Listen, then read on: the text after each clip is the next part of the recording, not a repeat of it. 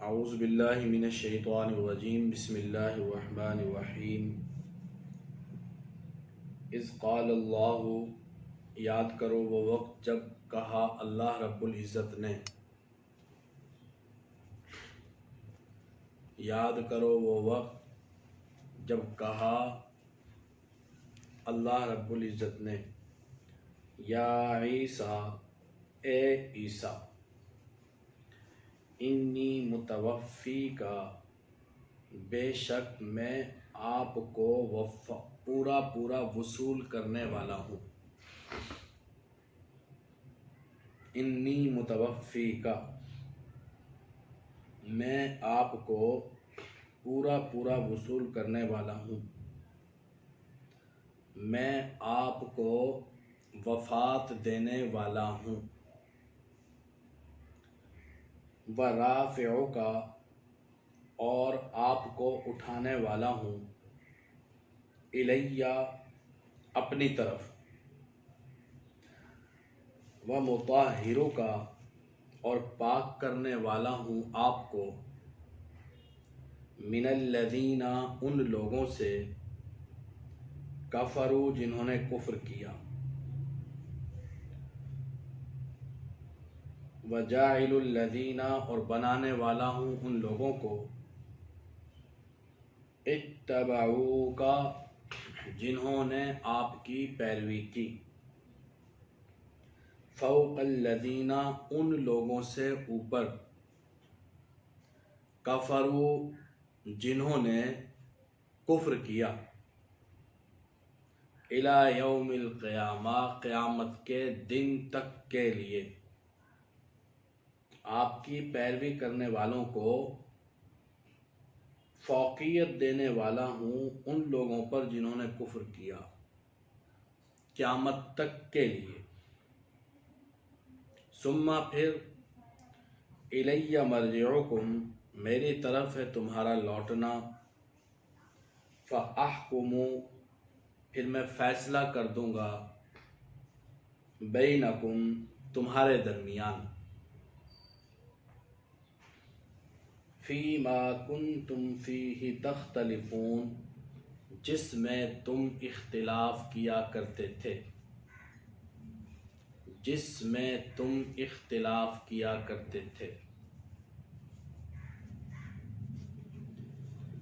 اس آیت مبارکہ میں اللہ رب العزت نے عیسیٰ علیہ السلام سے فرمایا کہ میں آپ کو وفات دوں گا، یعنی وقت مقررہ پر، آپ تبھی موت مریں گے جب آپ کا وقت آئے گا، اور فی الحال میں آپ کو اٹھانے والا ہوں اپنی طرف، اور ان یہودیوں کے ناپاک ارادوں، عزائم اور الزامات سے آپ کو پاک کرنے والا ہوں، اور وہ لوگ جنہوں نے آپ کی پیروی کی،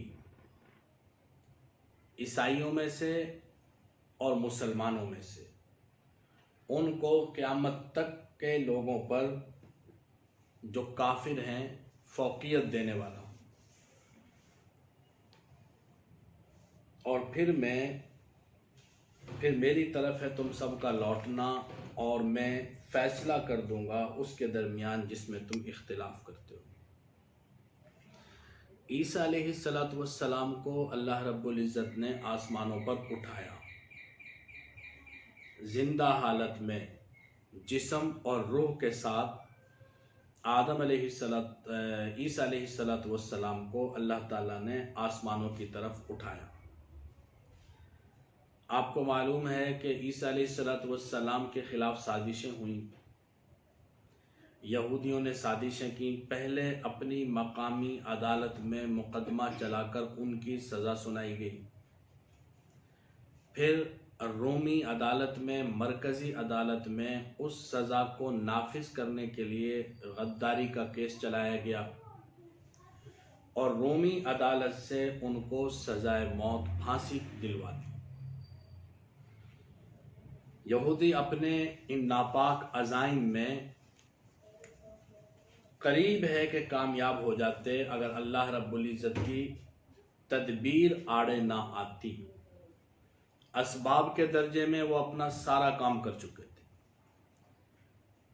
تو ان کی تدبیر پر تقدیر الہی غالب آئی اور اللہ تعالیٰ نے عیسیٰ علیہ السلام کو زندہ آسمانوں پر اٹھا لیا، اور انہی میں سے ایک آدمی کو عیسیٰ علیہ السلام کی شکل میں بدل دیا اور پھر اس کو پھانسی چڑھا دیا گیا۔ آسمانوں سے ایک بادل آیا، وہ بادل عیسیٰ علیہ السلام کے اوپر چھا گیا، اور عیسیٰ علیہ السلام کو اس نے عیسیٰ علیہ السلام کو اٹھایا۔ تو عیسیٰ علیہ السلام کی والدہ حضرت مریم چمٹ گئیں حضرت عیسیٰ علیہ السلام کے ساتھ، آہوزاری کرنے لگیں۔ تو عیسیٰ علیہ السلام نے تسلی دی کہ ماں آپ پریشان نہ ہوں، ہماری ملاقات قیامت کے روز ہوگی، اب ہم قیامت میں جمع ہوں گے۔ اس کے بعد، اس واقعے کے بعد حضرت مریم علیہ السلام تقریباً 6 سال مزید زندہ رہی، اور عیسیٰ علیہ السلام کو آسمانوں پر اٹھا لیا گیا۔ عیسیٰ علیہ السلام قرب قیامت میں دوبارہ تشریف لائیں گے اور حضور صلی اللہ علیہ وسلم کے امتی بن کر آئیں گے۔ آپ علیہ السلام کی شریعت کی پیروی کریں گے، خود اپنی قوم کے لیے جیسے وہ اس زمانے میں نبی تھے، وہ اپنی ذاتی نبوت کے ساتھ متصف ہوں گے، وہ ان سے الگ نہیں ہوگی۔ لیکن اس کی مثال ایسے ہی ہے کہ جیسے ایک ملک کا سربراہ کسی دوسرے ملک میں جائے تو وہ اپنے ملک کا سربراہ رہتا ہے، لیکن کسی نئے ملک کا سربراہ نہیں بن جاتا جا کے۔ اگر عمران خان یہاں سے سعودی عرب چلا جائے تو وہ پاکستان کا وزیر اعظم تو وہاں پر بھی ہوگا، لیکن محمد بن سلمان کی جگہ ولی عہد نہیں بن سکتا۔ عیسیٰ علیہ السلام اپنی ذاتی حیثیت میں پیغمبر ہوں گے، لیکن امت محمدیہ کے لیے وہ پیغمبر نہیں ہوں گے، بلکہ حضور صلی اللہ علیہ وسلم کے امتی بن کر آئیں گے۔ یہ عقیدے کی باتیں ہیں، ان کو توجہ اور دھیان سے سننا ہے۔ اس زمانے میں جو عیسائی ہوں گے، یا آج بھی جو عیسائی ہیں، ساری دنیا کے جو کافر ہیں، وہ سب حضور کی امت ہیں۔ اب عیسائی بھی عیسیٰ علیہ السلام کی امت نہیں ہے۔ حضور علیہ السلام نے ایک مرتبہ فرمایا، اگر موسیٰ علیہ السلام بھی آ جائیں تو ان کی بھی نجات اس وقت تک نہیں ہوگی جب تک کہ وہ میری پیروی نہ کریں۔ تو عیسیٰ علیہ السلام آئیں گے، اور ایک روایت کے مطابق 40 سال دنیا میں رہیں گے۔ 40 سال ایک لمبی زندگی ہے۔ 33 سال عمر تھی عیسیٰ علیہ السلام کی جب ان کو آسمانوں پر اٹھایا گیا، اور 40 سال وہ مزید دنیا میں زندہ رہیں گے، شادی بھی کریں گے، پھر معمول کے مطابق ان کی تدفین ہوگی، وفات ہوگی اور تدفین ہوگی۔ تو اللہ رب العزت نے یہی وعدہ کیا عیسیٰ علیہ السلام سے کہ اس وقت ہم آپ کو اپنی طرف اٹھا رہے ہیں، اور وقت مقررہ پر جب وقت آئے گا تو ہم آپ کو تبھی موت دیں گے۔ متوفی، وفات جو ہے، وفات جو موت کے معنی میں ہمارے ہاں استعمال ہوتا ہے، تو یہ کنایتاً استعمال ہوتا ہے۔ وفات کا حقیقی معنی موت نہیں ہے۔ وفات کا اصل معنی وفا، ایفا، استیفا، یہ پورا وصول کرنا، استیفا پورا وصول کرنا۔ تو موت میں بھی چونکہ انسان پورا کا پورا وصول کر لیا جاتا ہے، وقت مقررہ وہ اپنی پوری وصول کر چکا ہوتا ہے، اس لیے اس کو کنایتاً موت کے لیے استعمال کر لیا جاتا ہے، ورنہ اس کا اصل معنی موت نہیں، اصل معنی پورا وصول کرنا۔ تو اللہ رب العزت نے عیسیٰ علیہ السلام سے وعدہ کیا کہ ہم آپ کو فی الحال تو اٹھا رہے ہیں، اور وقت مقررہ پر ہم آپ کو وفات دیں گے۔ وفات کا لفظ پہلے ذکر کیا، اٹھانے کا بعد میں ذکر کیا، کیونکہ عیسیٰ علیہ السلام کے سارے کام ہی عجیب و غریب طریقے سے ہوئے۔ ان کی پیدائش، اور پھر ان کی والدہ کی تربیت، پھر ان کا دوبارہ دنیا کے اندر آنا، اسی طرح ان کا دنیا سے جانا، یہ سب عجیب و غریب چیزیں ہیں۔ تو اللہ رب العزت نے خاص طور پر پہلے متوفی کا ذکر کیا کہ ہم آپ کو وفات دیں گے، چونکہ وفات ایک عجیب و غریب طریقے سے ہونے والی تھی کہ پہلے آسمانوں پہ اٹھائے جائیں گے، آسمانوں سے پھر دنیا میں تشریف لائیں گے، اور اس کے بعد پھر دوبارہ وفات پائیں گے اور اللہ رب العزت کے دربار میں حاضر ہوں۔ تو عیسیٰ علیہ السلام کا یہ جو تذکرہ ہے قرآن پاک میں بہت تفصیل کے ساتھ بیان کیا گیا ہے، اور بہت تفصیل سے بیان کرنے کی وجہ یہ ہے کہ یہ چونکہ عقیدے کا مسئلہ ہے، بنیادی عقائد میں سے ہے، تو وہ اتنی ساری علامتیں، نشانیاں، صفات، تذکرہ ان کا کیا کہ قیامت تک آنے والے انسانوں کے لیے کوئی ابہام نہ رہے، کہ جب عیسیٰ علیہ السلام دنیا میں تشریف لائیں اس وقت جو زمانے میں لوگ موجود ہوں ان کو کوئی شک و شبہ نہ رہے، ورنہ کوئی بھی اٹھ کے کہہ سکتا ہے کہ میں خدا نخواستہ مسیح موعود ہوں، جیسے مرزا قادیانی نے کہا۔ اور اگر ہمارے سامنے قرآن پاک کی اتنی وضاحت اور احادیث کی اتنی وضاحت نہ ہوتی تو مشکل ہو جاتا پہچاننا کہ کون سچا مسیح ہے اور کسی نے جھوٹا دعویٰ کیا ہے۔ اس لیے اللہ تعالیٰ نے بہت تفصیل کے ساتھ، اتنی تفصیلی تذکرہ خود نبی کریم صلی اللہ علیہ وسلم کا بھی نہیں ہے، کیونکہ حضور علیہ السلام نے دوبارہ دنیا میں نہیں آنا تھا۔ عیسیٰ علیہ السلام نے آنا تھا تو ان کی ماں کا تذکرہ، پھر ان کے حمل کے دوران کا مسئلہ، پھر وہ کھاتی پیتی کیا تھی حمل کے دوران اس کا تذکرہ، ان کی پیدائش ہوئی، خود حضرت مریم کی پیدائش ہوئی تو کیا ہوا، عیسیٰ علیہ السلام کا عجیب و غریب طریقے سے کلام کرنا، تو سارے کام ہی بڑے عجیب و غریب تھے، تو اللہ تعالیٰ نے ان کا تذکرہ فرمایا تفصیل کے ساتھ۔ اذ قال اللہ یا عیسیٰ، جب کہا اللہ تعالیٰ نے اے عیسیٰ، انی متوفی کا، بے شک میں آپ کو وفات دوں گا، یعنی وقت مقررہ پر، ورافعک، اور آپ کو اٹھانے والا ہوں فی الحال، الیہ اپنی طرف، ومطہرک، اور پاک کرنے والا ہوں آپ کو من الذین، ان لوگوں سے، کفروا، جنہوں نے کفر کیا۔ یہودیوں نے، مراد یہاں پر یہودیوں نے عیسیٰ علیہ السلام پر ہر طرح کے الزامات لگائے، قرآن کے ذریعے سے، نبی کریم صلی اللہ علیہ وسلم کے ذریعے سے اللہ تعالیٰ نے ان الزامات کو دھویا، ورنہ عیسائی بھی یہ بات تسلیم کر چکے تھے کہ واقعی عیسیٰ علیہ السلام کو سولی چڑھا دیا گیا تھا۔ عیسائی بھی یہ بات مانتے ہیں کہ وہ سولی چڑھا دیے گئے تھے۔ یہ تو قرآن پاک نے آ کے بات واضح کی کہ یہ بات بنیادی طور پر غلط ہے، ایسا ہوا ہی کچھ نہیں تھا۔ ان لوگوں نے، یہودیوں نے، عیسیٰ علیہ السلام آخری پیغمبر ہیں بنی اسرائیل کے، اس کے بعد اللہ تعالیٰ نے بنی اسرائیل سے، بنو اسحاق سے نبوت اور پیغمبری کا سلسلہ ختم کر دیا اور بنو اسماعیل کی طرف منتقل کر دیا، یعنی حضور صلی اللہ علیہ وسلم کو پیغمبر بنا دیا۔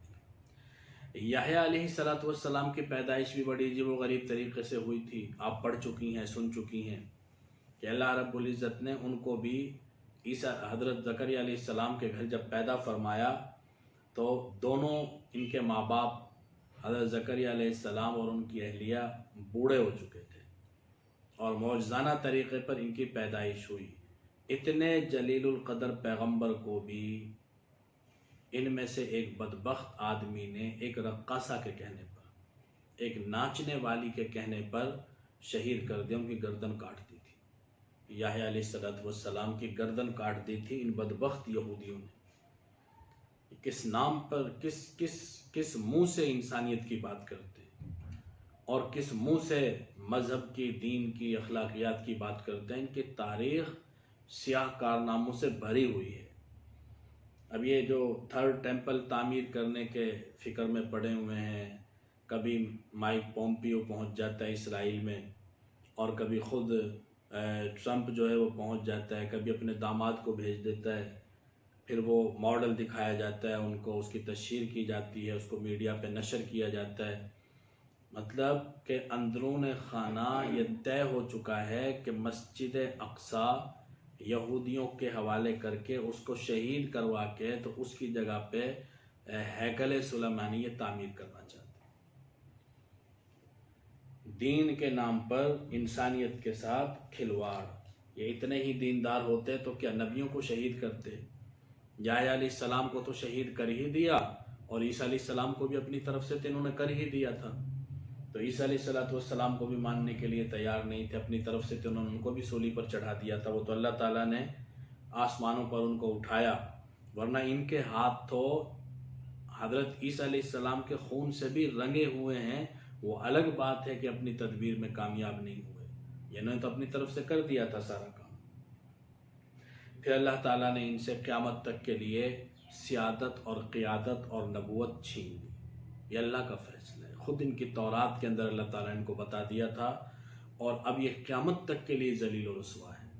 دیکھ لیں، دنیا کا سب سے قدیم مذہب ہونے کے باوجود ایک چھوٹا سا ملک اسرائیل، جس کے اندر یہ بسے ہوئے ہیں، اور وہ بھی صرف اس وجہ سے کہ اللہ کے نبی نے فرمایا تھا کہ قیامت کے قریب یہ سارے یہودی اکٹھے ہو جائیں گے ایک جگہ، تو مسلمانوں کے لیے ان کو مارنا آسان ہو جائے گا، ان کو ذبح کرنا آسان ہو جائے گا۔ اگر یہ پوری دنیا میں پھیلے ہوئے ہوتے تو ان کو مارنا اور ان کو قتل کرنا بہت مشکل ہوتا، ڈھونڈ کے لانا پڑتا۔ تو اب اللہ تعالیٰ نے ان کو اکٹھا کر دیا، اسرائیل کے اندر یہ اکٹھے ہو گئے۔ تو جو بدبخت قسم کے مسلمان ہیں، جن کا دین سے، ایمان سے، اسلام سے کوئی تعلق نہیں ہے، وہ 1000 مرتبہ ان کو تسلیم کریں، وہ 1000 مرتبہ ان کی غلامی کریں، وہ امت مسلمہ کا بدنما داغ ہیں۔ ان کی امت مسلمہ میں کوئی حیثیت نہیں۔ امت مسلمہ اس کو کہا جاتا ہے جو نبی کریم صلی اللہ علیہ وسلم کے طور طریقوں پر عمل کرنے والے ہیں۔ نام کے لیے تو کوئی بھی ہو سکتا ہے۔ جو مدینہ منورہ میں منافقین تھے، وہ اپنے آپ کو مسلمان کہہ کے صحابہ کے درمیان گھلے ملے رہتے تھے، لیکن تھے منافق۔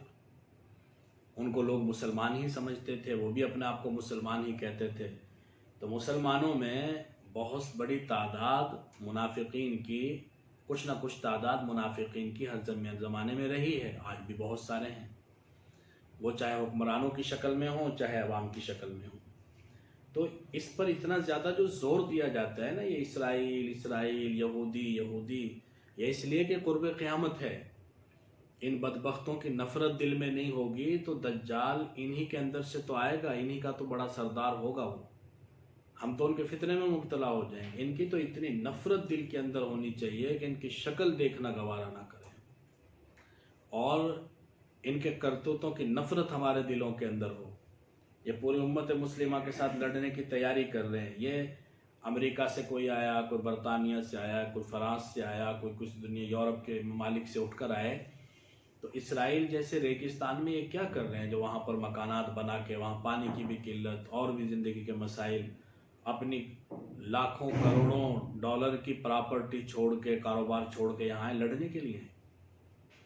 یہ مسلمانوں سے لڑنے کے لیے تیاری کر رہے ہیں، صف بندی کر رہے ہیں، اور جو مسلمان ان کے سامنے کھڑے ہو سکتے تھے ان کو یا تو طاقت کے زور پہ ختم کر رہے ہیں یا کر چکے ہیں۔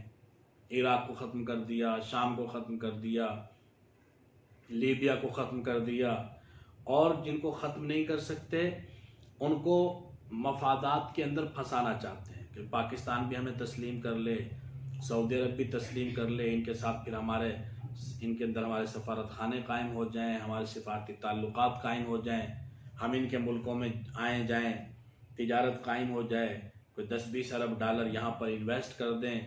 تو جب مفاد وابستہ ہو جاتے ہیں تو پاکستان جیسے ملک کے لیے تو بہت خطرناک بات ہے کہ اگر یہاں پر کوئی 10-20 ارب ڈالر اگر سرمایہ کاری کر دے اسرائیل، اور پھر اسرائیل کچھ بھی غلط کرنا چاہے اور پاکستان برا منائے، تو اسرائیل کہے گا کہ ہم اپنا پیسہ سارا واپس لے لیتے ہیں۔ پاکستان تو 1 ارب روپیہ، 1 ارب ڈالر واپس کرنا پڑ جائے اس کے لیے مصیبت بن جاتی ہے۔ وہ محمد بن سلمان نے مانگ لیے تھے اسرائیل کے کہنے پر، وہ بھی اس نے اسرائیل کے کہنے پر مانگے 1 ارب ڈالر، تو پاکستان کو پسینہ آ گیا تھا، وہ چائنا سے لے کے دینے پڑے۔ تو غریب ملک ہے، اور ایمان کا وہ درجہ نہیں ہے کہ جو آدمی کہے چلو ہم اپنی عوام سے کہہ دیتے ہیں کہ بھوک پیاس برداشت کرو اور جیسے مرضی گزارا کرو، لیکن ہم دشمن کے سامنے جھکیں گے نہیں، وہ تو ایمان نہیں ہے، نہ حکمرانوں کا ہے نہ ہم عوام کا ہے۔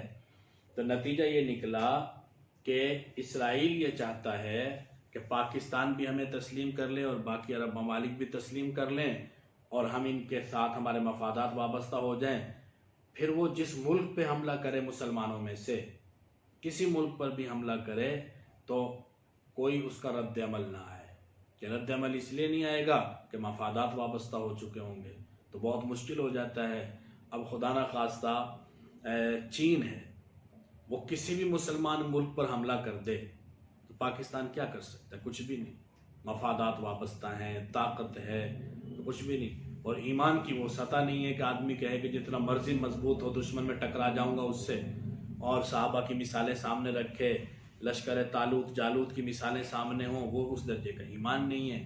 ہم تو گنتی کرنا شروع کر دیتے ہیں، جب لڑائی کی بات آتی ہے تو گنتی کرنا شروع کر دیتے ہیں، ہمارے پاس کتنے میزائل، ان کے پاس کتنے، ہماری فوج کتنی ہے، ان کے کتنی، ہمارے زر مبادلہ کے ذخائر کتنے ہیں، ان کے کتنے ہیں، ہم کتنے دن جنگ لڑ سکتے ہیں، وہ کتنے دن، وہ جمع تفریق ضرب شروع ہو جاتی ہے۔ نتیجہ یہ نکلتا ہے کہ لڑنے سے پہلے جنگ ہار جاتی۔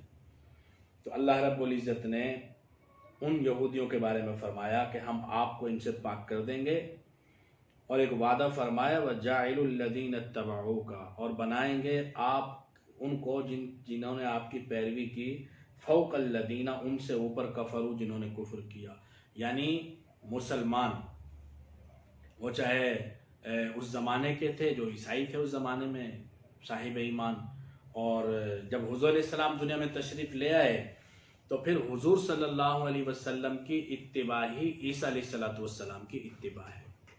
جو حضور کی اتباع نہیں کرتا وہ عیسیٰ علیہ السلام کا بھی اتباع کرنے والا نہیں ہے۔ تو اللہ تعالیٰ نے وعدہ کیا کہ جو آپ کا اتباع کرے گا، اور آپ کی اتباع میں یہ ہے کہ میرے بعد جو پیغمبر آئیں گے ان کی اتباع کرے گا، تو تبھی عیسیٰ علیہ السلام کی اتباع ہوگی۔ تو وعدہ کیا اللہ تعالیٰ نے کہ ان لوگوں کو جنہوں نے آپ کی پیروی کی میں کر دوں گا فوق الذین، ان سے اوپر، کفروا، جنہوں نے کفر کیا، الی یوم القیامہ، قیامت تک کے لیے۔ یعنی ایمان والوں سے وعدہ ہے قیامت تک کے لیے یہودیوں پر یہ غالب رہیں گے، اور یہ تاریخ گواہ ہے اس بات پر، پوری زندگی ایسا ہی رہا ہے۔ یہ تو اب آ کے، اور وہ بھی قرب قیامت کی علامات میں سے ہے کہ ایک وقت ایسا آئے گا کہ یہودیوں کا عارضی طور پہ کچھ ٹائم کے لیے غلبہ ہوگا، اسی کی وہ تیاری کر رہے ہیں۔ وہ پوری دنیا پر حکمرانی کا خواب دیکھ رہے ہیں دجال کے ذریعے۔ اسی لیے ہمارے جیسے جو لوگ ہیں بیچارے، جن کی کوئی سننے والا نہیں ہے، وہ صرف فریادی ہیں، اور وہ یہی کہہ سکتے ہیں تڑپنے کی اجازت ہے، نہ فریاد کی ہے، گھٹ کے مر جاؤں یہ مرضی میرے سیاد کی ہے، کوئی سننے والا نہیں۔ آج یہ جو باتیں کہی جا رہی ہیں نا، آپ کل کو اپنی کھلی آنکھوں سے ان کو ایسے دیکھیں گی کہ جیسے ہمیں یہ پتہ ہے کہ سورج نکلا ہوا ہے، دن کا وقت ہے۔ جس طرح ہمیں ان باتوں کا پتہ ہوتا ہے کہ ہم پڑھ رہے ہیں، پڑھا رہے ہیں، بیٹھے ہوئے ہیں، سن رہے ہیں، سنا رہے ہیں، اسی طریقے سے یہ باتیں ہمارے سامنے آ جائیں گی۔ پاکستان بھی اسرائیل کو تسلیم کر لے گا، اور سعودی عرب بھی تسلیم کر لے گا، سارے ممالک تسلیم کر لیں گے، اور پھر اسرائیل کا آپ غلبہ دیکھیں گی، پھر اس کا مسلمانوں کو مارنا دیکھیں گی، اور مسلمانوں کا پھر پٹنا دیکھیں گی، لیکن اس وقت اس کا کوئی مداوع نہیں ہو سکے۔ آج تو بہت سارے مداوع ہو سکتے ہیں، بہت ساری احتیاطی تدابیر ہو سکتی ہیں، اس وقت کچھ بھی نہیں ہو سکے گا۔ آج پورا پاکستان کے اندر جو دانشور طبقہ ہے وہ کوشش کر رہے ہیں، رات دن یہ بات کر رہے ہیں، اور پوری دنیا سے دباؤ ڈالا جا رہا ہے پاکستان کو، اور آپ کھلی آنکھوں سے دیکھ لیں گے سب کچھ ہونے کو جا رہا ہے۔ تو یہ تھوڑے سے عرصے کے لیے یہ ہونا ہی ہونا ہے، کیونکہ ہمارے اندر ایمان کی، یقین کی وہ رمق باقی نہیں رہی جو کہ مطلوب تھی، وہ حرارت نہیں ہے جو کہ ہونی چاہیے، ورنہ تو اللہ تعالیٰ نے قیامت تک کے لیے وعدہ کیا تھا۔ ثم الی مرجعکم، پھر میری طرف ہے تمہارا لوٹنا، فاحکم بینکم، پھر میں فیصلہ کر دوں گا تمہارے درمیان، فیما کنتم فیہ تختلفون، اس میں کہ جس میں تم اختلاف کیا کرتے تھے۔ سب کچھ حق باطل ہر چیز واضح ہو جائے گی۔ عیسیٰ علیہ السلام کو پیغمبر نہیں مانا یہودیوں نے، اللہ تعالیٰ واضح کر دیں گے کہ عیسیٰ علیہ السلام میرے پیغمبر تھے اور میرے بھیجے ہوئے تھے، ہر چیز واضح ہو جائے گی۔ فَأَمَّا الَّذِينَ كَفَرُوا، بہرحال وہ لوگ جنہوں نے کفر کیا، فَأُعَذِّبُهُمْ، میں ان کو عذاب دوں گا، عذابًا شدیدا، سخت عذاب، پھر دنیا میں بھی، والآخرہ، اور آخرت میں بھی۔ یہودیوں کو اللہ تعالیٰ نے بتا دیا تھا کہ جو انکار کرے گا، کفر کرے گا، دنیا اور آخرت میں ان کو شدید عذاب ہے۔ اور ایسا ہوا کہ دنیا کے اندر بھی ذلیل و خوار، جزیہ دے کے، صلح کر کے، پیسے دے کے اور قتل ہو کے ان کو کہیں پناہ ملتی تھی، اور دنیا کے باقی کافروں کا بھی یہی حال ہے۔ تو کچھ عرصے سے مسلمان جب سے زوال میں آئے ہیں تو مسلمانوں کی اپنی کمزوری ہے، ورنہ کافر کفر کی وجہ سے غالب نہیں ہے اور مسلمان اسلام کی وجہ سے مغلوب نہیں ہے۔ یعنی ہمارا اسلام وہ خدا نہ خواستہ مغلوب کروانے کے لیے نہیں، غالب کروانے کے لیے آیا ہے۔ تو کافروں کا کفر ان کو غالب نہیں کرتا، کافروں کی وہ صفات، وہ عادات انہیں غالب کرتی ہیں کہ جو اصولی طور پہ اللہ تعالیٰ نے ہمارے لیے تجویز کی تھی، جو ہمارے لیے بتائی تھی اللہ تعالیٰ نے۔ تو ہم مغلوب ہیں اسلام کو چھوڑ کر، اور وہ غالب ہیں اسلامی صفات کو یا اسلامی احکامات کو اپنی زندگیوں میں نافذ کر کے۔ عبادات نہیں ہے، ہمارے نبی پہ ایمان نہیں ہے، لیکن جو اللہ تعالیٰ کے قوانین قدرت ہیں کہ دنیا میں عروج اور غلبے کے لیے محنت ہے، کوشش ہے، وہ ساری چیزیں ان کے پاس ہیں، ہم نے ان کو چھوڑ دیا ہے، ایمان کو بھی چھوڑ دیا ہے۔ وَمَا لَهُم مِّن نَاصِرِينَ، اور نہیں ہوگا ان کے لیے کوئی مددگار۔ وَأَمَّا الَّذِينَ آمَنُوا، اور بہرحال وہ لوگ جو ایمان لائے، وَعَمِلُوا الصَّالِحَاتِ، اور کیے انہوں نے اچھے اعمال، وہ لوگ جو ایمان لائے اور کیے انہوں نے اچھے کام، فَيُوَفِّيهِمْ، تو پورا دے گا ان کو، اجورہم، ان کا اجر، اللہ تعالیٰ ان کو ان کا پورا اجر عطا فرمائیں گے جو لوگ ایمان اور اعمال صالحہ والے ہیں۔ واللہ لا يحب الظالمین، اور اللہ تعالیٰ پسند نہیں فرماتے ظالموں۔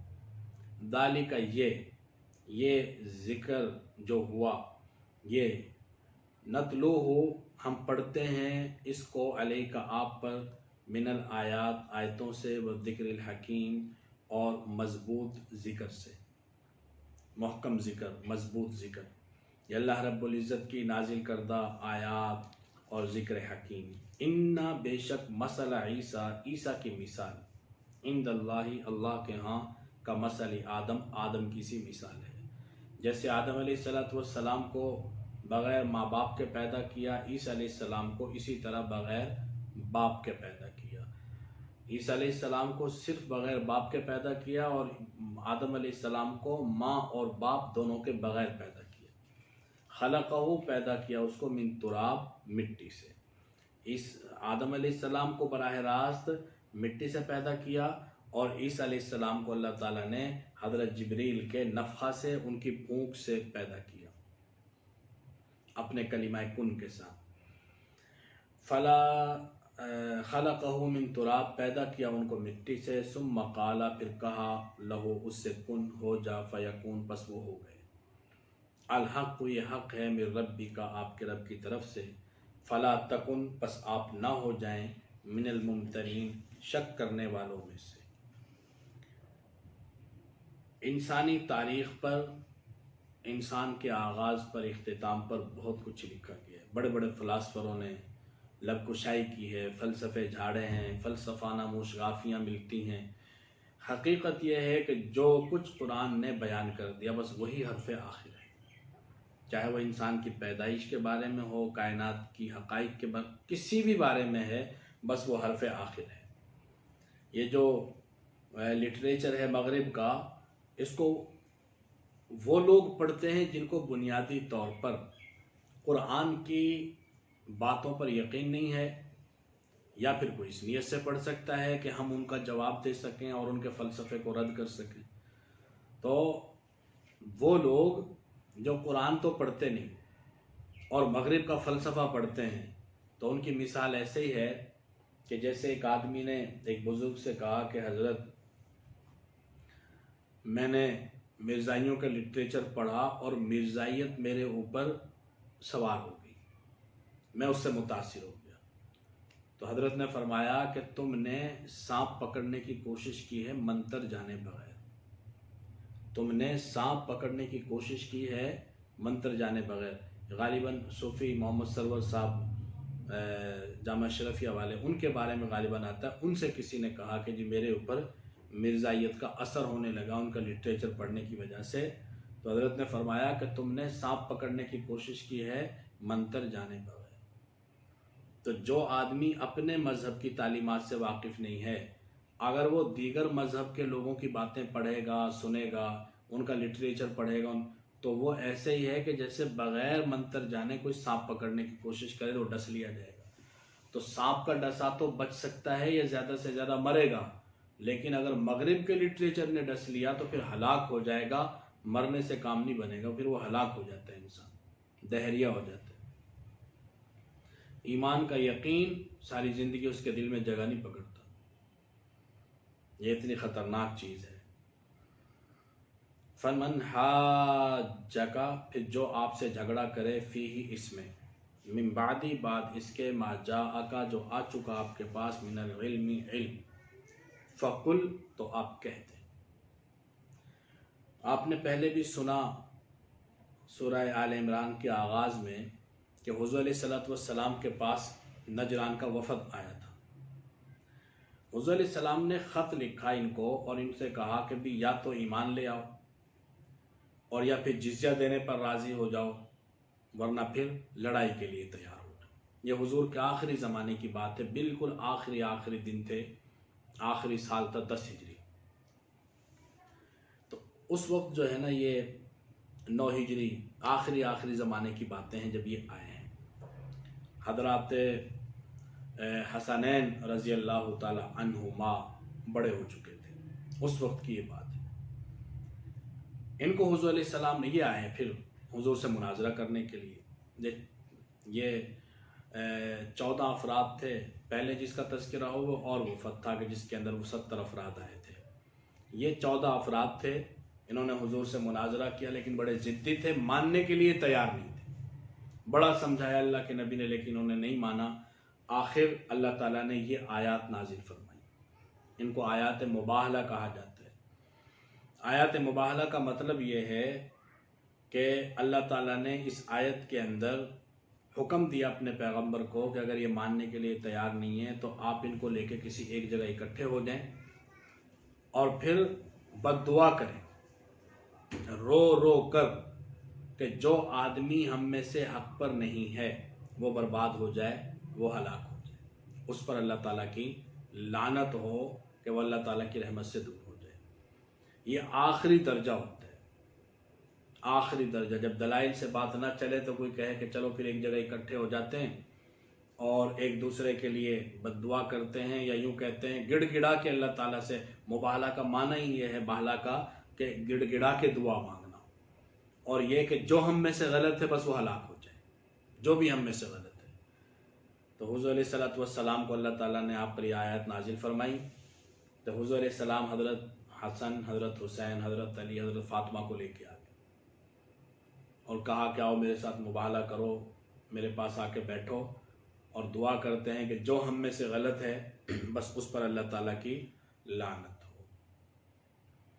یہ بات جب دیکھی انہوں نے تو ان کا جو سردار تھا شرحبیل، وہ کہنے لگا اپنے ساتھیوں سے کہ تم اچھی طرح جانتے ہو کہ یہ اللہ کا پیغمبر ہے، نبی آخر الزمان ہے، اگر تم نے اس سے ٹکرانے کی کوشش کی تو تم پاش ہو جاؤ گے۔